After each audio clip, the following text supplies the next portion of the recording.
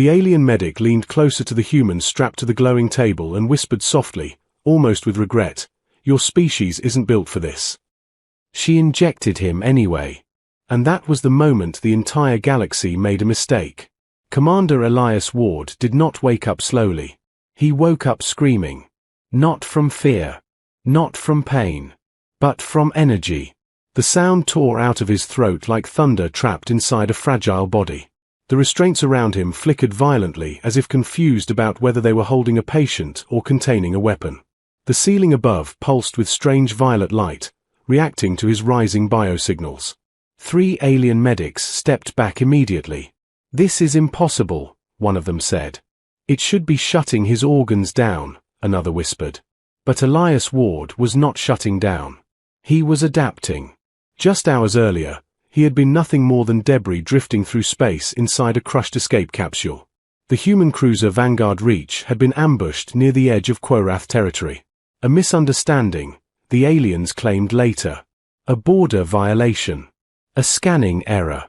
But that explanation did not matter much when missiles tore through steel. Elias had been thrown into vacuum, shield failing, radiation cutting through his suit like invisible fire. He remembered the cold. He remembered thinking, so this is how it ends. Then darkness. Now this.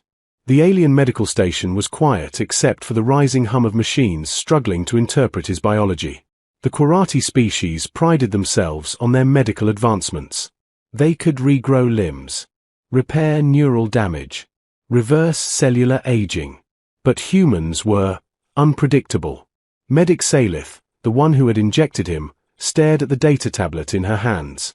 Her narrow silver eyes reflected streams of red alerts. "The compound is rewriting his damaged cells," she whispered. "But it is also stabilizing them." "That compound was designed for Quorati war physiology," another medic replied sharply. "His nervous system should be collapsing." Elias suddenly sucked in a deep breath and opened both eyes. The room froze. His pupils were steady, focused, alive. He looked around slowly. Not confused. Not terrified. Calculating. "Okay," he said hoarsely.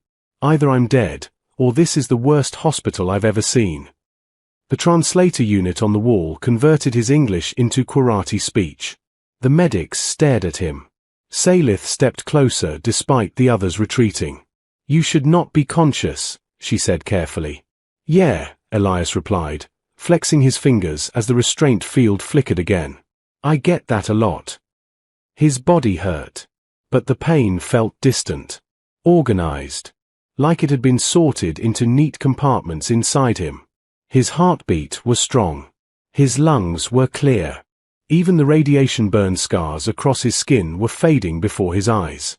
He noticed that. "So," he said slowly, "what did you give me?" Salith hesitated. "A regenerative compound. It accelerates cellular reconstruction. In your species, we predicted catastrophic rejection." Elias smiled weakly. "Well, prediction models hate humans." The other medics were whispering among themselves now. The data continued to stabilize. "His cells are not rejecting it," one said. "They are integrating it." Salith felt something unfamiliar in her chest. Fear. Not of him, but of what this meant. Humans had entered galactic space only 30 years ago. They were considered fragile, emotional, short-lived creatures compared to older civilizations. Clever, yes. Creative, certainly. But biologically average. Yet the compound was not overwhelming him. He was reshaping it. Elias slowly pushed himself upright.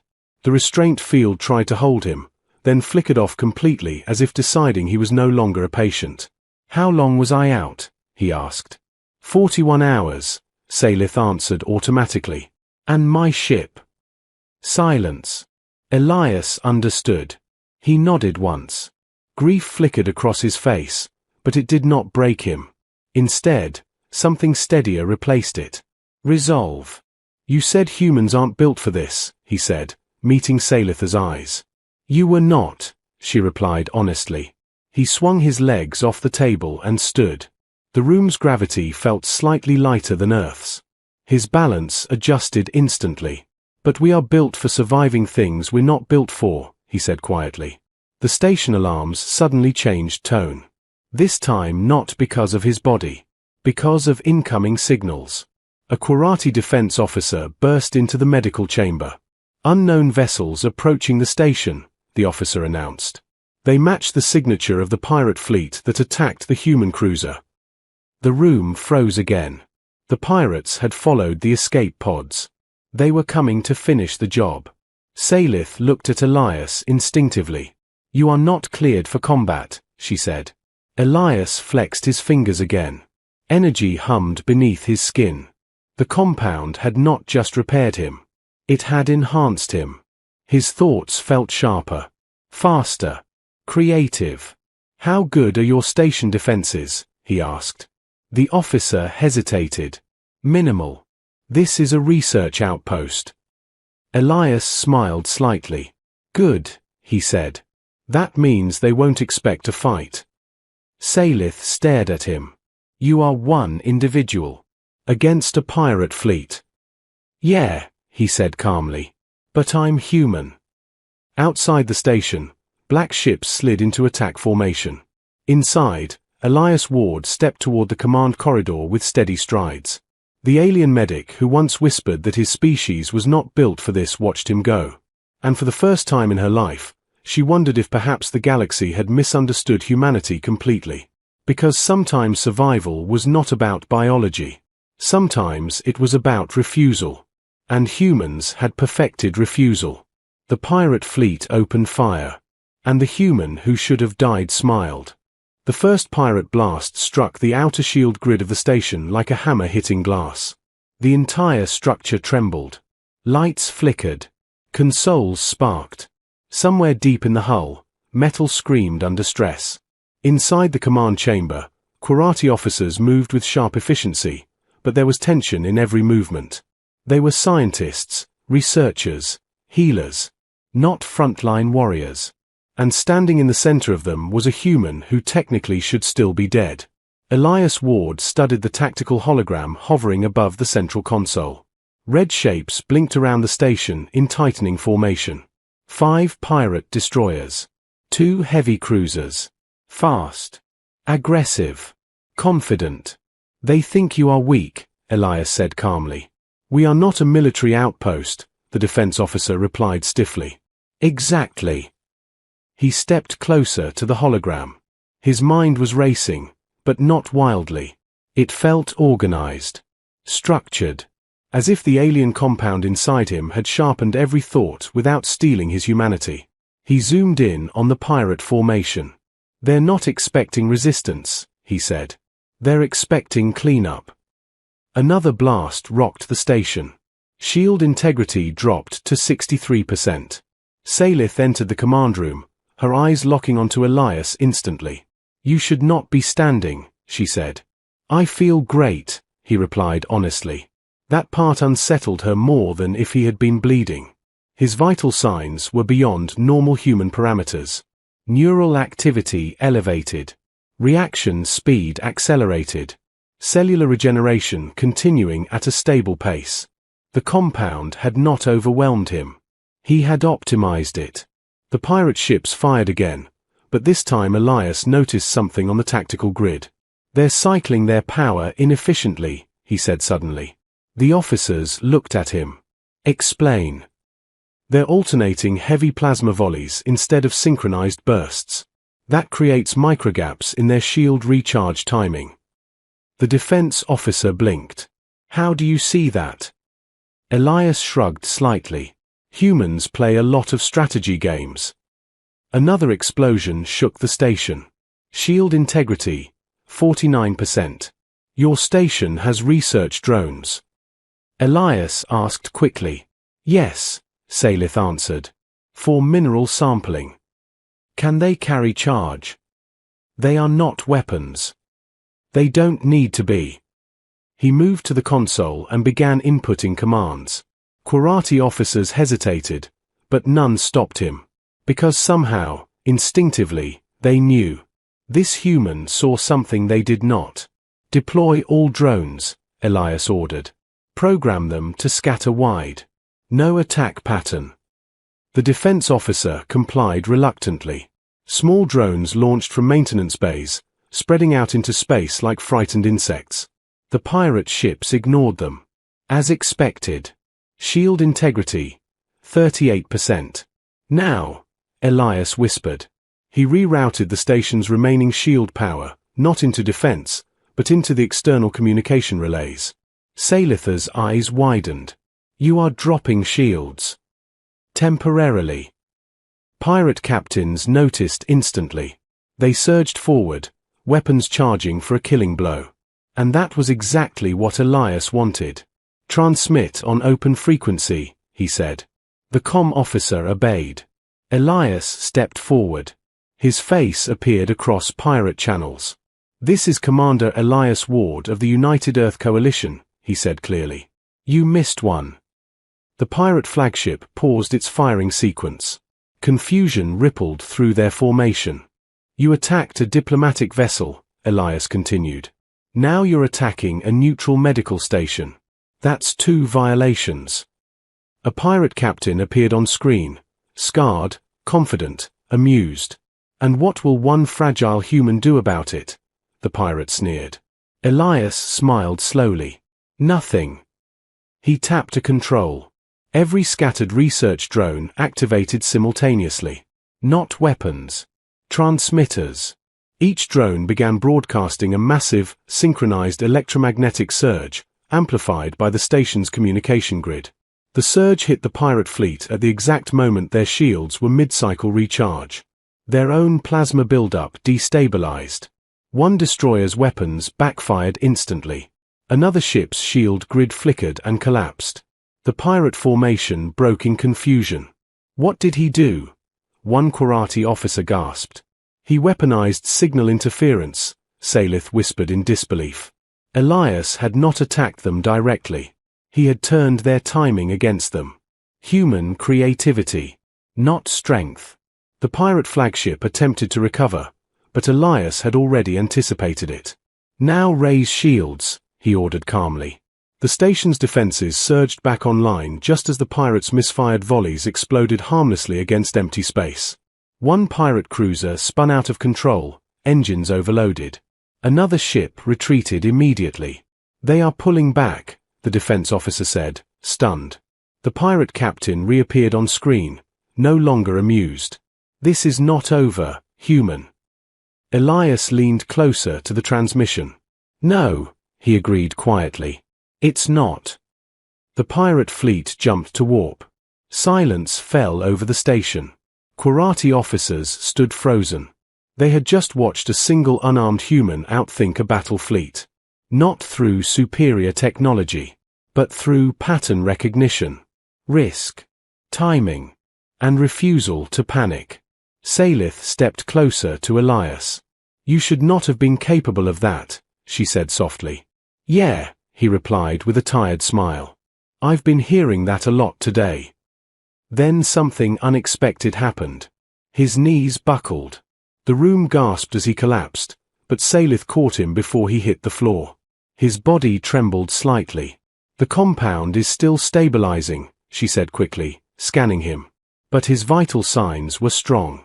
Stronger than before. He opened his eyes slowly. Did we win? He asked. For now, she answered. He nodded faintly. Good.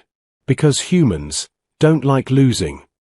She studied his face as he drifted toward unconsciousness again. This was not fragility. This was something else entirely. Resilience layered with imagination. Courage mixed with calculation. The galaxy had labeled humans as biologically average. But average species did not rewrite alien medicine inside their cells. Average species did not outthink fleets with mining drones. And average species did not smile while standing in the middle of overwhelming odds. Salith looked at the stars beyond the viewport. For the first time, she felt it clearly. Not fear. Not superiority. Respect. Because if one injured human could do this, what would billions do? Elias Ward slept.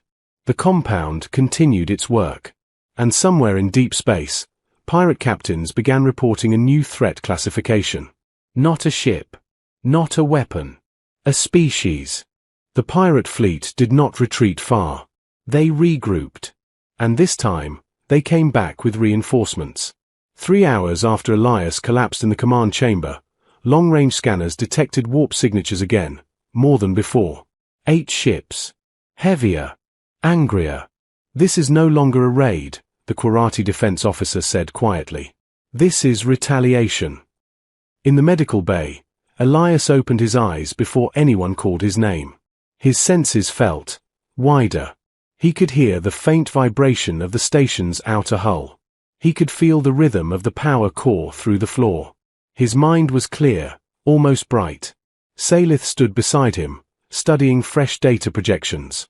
They are returning, she told him. How many? He asked calmly. Enough to destroy this station. He sat up slowly. No pain this time.